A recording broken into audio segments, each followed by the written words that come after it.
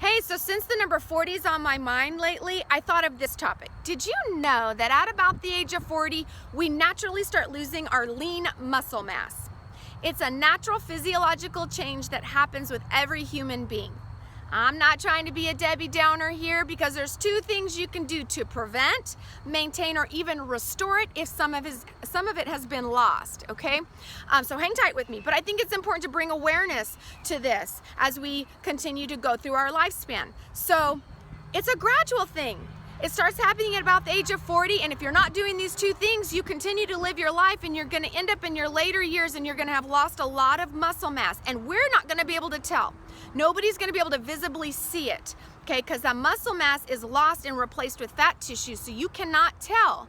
But what you will be able to tell is a weakened immune system. They don't bounce back from illness very well. Wound healing capacity is not very good either anymore. And physical mobility and functional ability will be on the decline or have declined. So again, there's two things we can do to prevent, maintain, and restore this. If you're under 40 years of age, this is great. This is about awareness and prevention. Check this out, implement some of this. If you're around the age of 40, boom, this video is for you.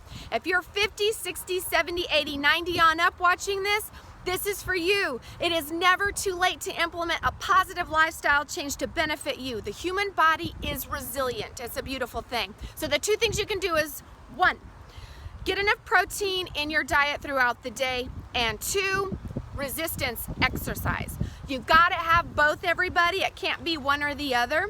I am not an expert in exercise physiology, but I have a couple friends on here who are. I hope they're watching, and if you are, if you can comment with the link that people can go to, maybe learn what they can do at home with minimal equipment or even using their own body weight for resistance, we are open arms to that.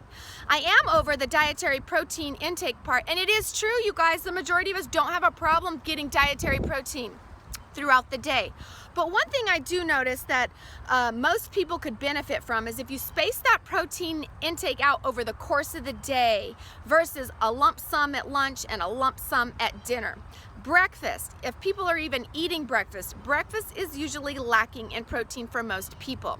If you're interested in other positive physiological benefits you get when you include protein at breakfast, and you want some common food sources to help you through a busy morning to make this happen, I put my YouTube channel in this post. Visit it and look for the video titled Protein at Breakfast. I go into it a little bit further. I hope this helps and empowers all of you and brings about awareness, because every human being deserves to age with dignity and independence and stay as physically functioning and independent for as long as possible. Have a good day out there.